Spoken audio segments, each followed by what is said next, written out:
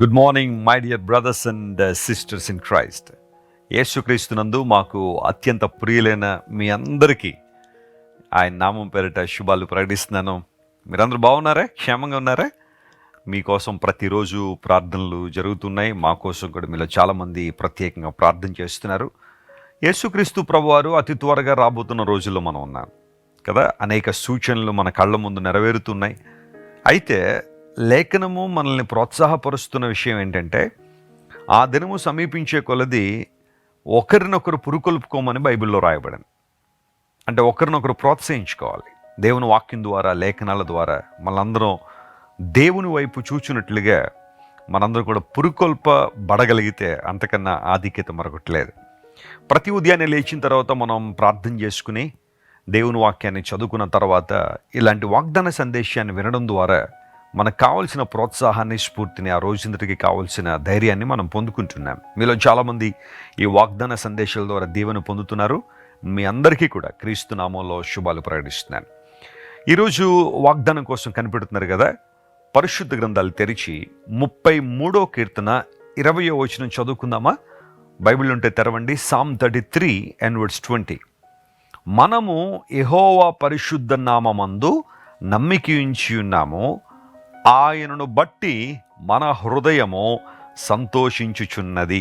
ఆయనను బట్టి మన హృదయము సంతోషించుచున్నది.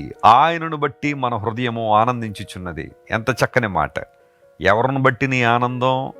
ఎవరిని బట్టి నీ సంతోషం? కొంతమంది తాత్కాలికమైన ఆనందాలనే శాశ్వతమైన ఆనందాలుగా భావిస్తూ ఉంటారు.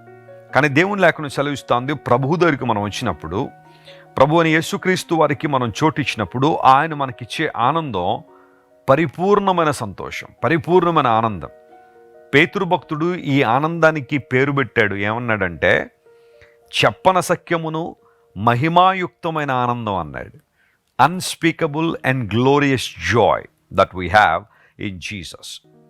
ఈ వచనంలో మొదటి భాగాన్ని మనం గమనిస్తే, మన దేవునికి ఉన్న నామము పరిశుద్ధ నామము అని అక్కడ రాయబడింది. ఆ నామమందు మేము నమ్మిక ఉంచామని. ఇప్పుడు ప్రశ్న అడుగుతున్నాను, నువ్వు ఆరాధించే దేవుడు పరిశుద్ధుడు అనే విషయం నీకు తెలుసా?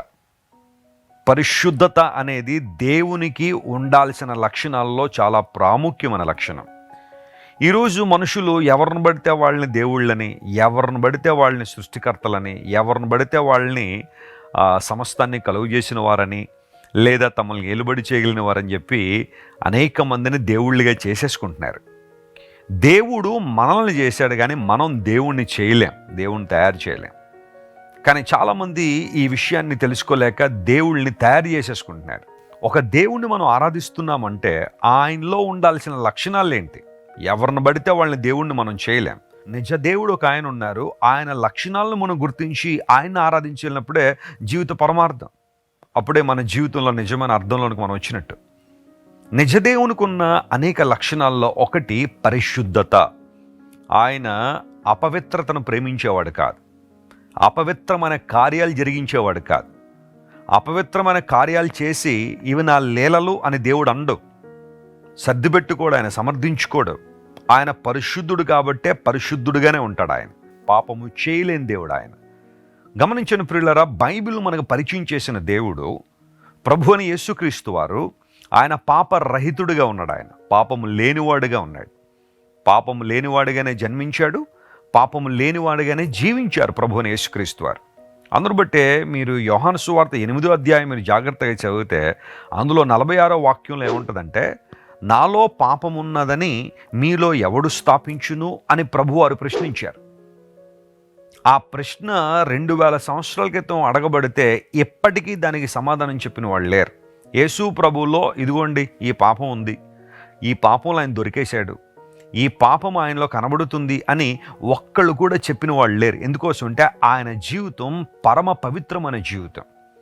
యేసు ప్రభు అంటే అస్సలు పడని పౌలు అనబడే వ్యక్తి, లేదా అతన్ని ఇంతకుముందు సౌలని పిలిచేవారు. యేసు ప్రభు అంటే అస్సలు పడదు ఆయనకి. అలాంటి వ్యక్తి యేసు ప్రభు యొక్క దర్శనాన్ని చూసిన తర్వాత, తన జీవితాన్ని మార్చుకున్న తర్వాత ఒకానొక సందర్భంలో ఇలా అంటాడు, మనం ఆరాధించే దేవుడు ఎలాంటి వాడంటే ఆయన పవిత్రుడు, నిర్దోషి, నిష్కల్మషుడు. ఆయన్ను పాపుల్లో మనం చేర్చలేం. పాపులలో చేరక ప్రత్యేకంగా ఉండువాడు, ఆకాశమండలం కంటే మిక్కిలి హెచ్చైన వాడును అయిన ఇట్టి ప్రధాన యాజకుడు మనకు సరిపోయినవాడు. దేవుడు మనకు చాలినవాడు. ఎందుకంటే ఆయన పవిత్రుడు గనుక. పవిత్రుడైన దేవుని నువ్వు ఆరాధించినప్పుడే పవిత్రమైన జీవితాన్ని నువ్వు జీవించగలుగుతావు, పరిశుద్ధమైన జీవితాన్ని నువ్వు జీవించగలుగుతావు. యేసుక్రీస్తు ప్రభువారి నామము పరిశుద్ధ నామము కాబట్టే ఆయన కార్చిన అమూల్య రక్తము నా పాపములను కడగగలదు. యేసయ్య రక్తానికి మాత్రమే మనిషి పాపాలను కడగగలిగే అధికారం ఎందుకుందంటే ఆ రక్తము పవిత్రమైన రక్తం కాబట్టి, పరిశుద్ధమైన రక్తం కాబట్టి. అలాంటి నామమందు నేను నమ్మిక ఉంచాను. What a privilege it is. నిజమైన దేవుణ్ణి కలిగి ఉండడం, ఆయన అంగీకరించడం, ఇది ఎంత గొప్ప భాగ్యం, ఎంత గొప్ప ఆధిక్యత. ఎప్పుడైతే ఇలాంటి పని మనం చేశామో ఇప్పుడు ఆయనను బట్టి మన హృదయం ఏం చేస్తుంది? సంతోషిస్తుంది. ప్రపంచ పరిస్థితులను గమనిస్తూ ఉంటే ప్రపంచంలో అనేక మంది ఈ రోజున ఆనందం కోసం, సంతోషం కోసం పరుగులు పెడతా ఉన్నారు. ఎన్ని డబ్బులైనా ఖర్చు పెట్టడానికి రెడీ. యువతను మనం పరిశీలన చేస్తుంటే సంతోషంగా ఉండాలని లేదా ఆనందంగా ఉండాలని వారు చేస్తున్న ప్రయత్నాలు చూడండి ఒకసారి. సినిమాలు చూసేవాళ్ళు కొంతమంది, డ్రగ్స్ తీసుకునేవాళ్ళు కొంతమంది, ధూమపానం మద్యపానం సేవించేవాళ్ళు కొంతమంది, బ్యాడ్ రిలేషన్షిప్స్లో ఉండేవాళ్ళు కొంతమంది, సెక్షువల్ ఎడిక్షన్లోకి వెళ్ళిపోయిన వాళ్ళు కొంతమంది, పోర్నోగ్రఫీ చూసేవాళ్ళు కొంతమంది, ఇలాంటివి ఎన్నో కార్యాలు చేస్తూ లోక సంబంధమైన ఆనందమే నిజమైన ఆనందం అనుకుని తమ జీవితాలను పాడు చేసుకుంటున్న వాళ్ళు చాలామంది ఉన్నారు. అయితే లేఖనం సెలవిస్తూ ఉంది, దేవుణ్ణి బట్టి మనం ఆనందించాలి. ఆయన మనకు సంతోషం ఇచ్చేవాడు, ఆనందం ఇచ్చేవాడు. ఈరోజు దుఃఖంలో ఉన్నావా? ఏడుస్తున్నావా? ఒకవేళ ఈ వాగ్దాన సందేశం వినడానికి ముందు కూడా ఏదో రకమైన దుఃఖకరమైన వార్త నీకు వచ్చినప్పుడు కన్నీళ్లు కారుతున్నాయా? నా దుఃఖం నుండి నన్ను ఎవరు విడిపిస్తారండి? ఈ కన్నీటి వేదన నుంచి నన్ను ఎవరు విడిపిస్తారండి? ఈ కన్నీటి బాధల్లోంచి నన్ను ఎవరు విడిపిస్తారు? ఒక కుటుంబ సమస్యను కలిగి ఉండొచ్చు, లేదా ఒక వైఫల్యం ద్వారా నువ్వు ఏడుస్తుండొచ్చు, ఒక ఫెయిల్యూర్ నువ్వు ఎదుర్కోవడం వలన నీ జీవితంలో దుఃఖం ఉండొచ్చు. కానీ ఈరోజు దేవుడు నీతో మాట్లాడుతున్నాడు. ఆయన మాత్రమే నీకు నిజమైన ఆనందాన్ని, సంతోషాన్ని ఇవ్వగలిగిన దేవుడు. ఆయనను బట్టి ఆమేన్. దావీదు తన దేవుణ్ణి బట్టి ధైర్యం తెచ్చుకున్నాడని లేఖనాల్లో మనం చూస్తాం. ఒక భయంకరమైన సంఘటన ఎదుర్కొన్నాడు దావీదు. ఆ సందర్భంలో దేవుణ్ణి బట్టి ధైర్యం తెచ్చుకున్నాడు. అతనికి ధైర్యం ఇచ్చే అంశం ఒక్కటి లేదు, కానీ దేవుణ్ణి బట్టే ధైర్యం తెచ్చుకున్నాడు. ఆ తర్వాత అనేకమైన ఆశీర్వాదాలు పొందుకున్నాడు. ప్రియ దేవుని బిడ్డ, ఈరోజు దేవునిని బట్టి నువ్వు సంతోషంగా ఉండాలి. ఆయన్ను బట్టి నువ్వు అతిశయించాలి, ఆయన్ను బట్టి ఆనందించాలి. అలాంటి కృప దేవుడు మీకు ఇవ్వాలని మనస్ఫూర్తిగా కోరుతున్నాను. చిన్న ప్రార్థన చేసుకుందాం. ప్రేమగల తండ్రి, ఈరోజు మీరు మాకు ఇచ్చిన వాగ్దానాన్ని బట్టి నీకు స్తోత్రాలు. నీ నామము పరిశుద్ధమైన నామము కనుక నీకు వందనాలు. నువ్వు పరిశుద్ధుడు ప్రభువా. అపవిత్రతను ప్రేమించలేదు, నువ్వు అపవిత్రతను ప్రోత్సహించలేదు. అందును బట్టి నీకు స్తోత్రాలు. నిన్ను కలిగి ఉన్నందుకు మేము సంతోషిస్తున్నాం, అతిశయపడుతున్నాం. ఈరోజు మా ప్రియులు ఎంతమంది అయితే దుఃఖంలో ఉన్నారో, కలవరంలో ఉన్నారో, వేదనలో ఉన్నారో, ప్రభువా ఆందోళనలో ఉన్నారో, వారందరినీ మీరు ముట్టి లేవనెత్తండి ప్రభువా. ఆదరించండి, ధైర్యపరచండి. బలమైన నీ సన్నిధి కాంతి వారి మీద ఉదయింపజేసి గొప్ప సమాధానాన్ని, సంతోషాన్ని వరకు దయచేయండి. అనారోగ్యంతో ఉన్న వారిని స్వస్థపరచండి. సమస్యలు ఉన్న వరకు విడుదల ఇవ్వండి.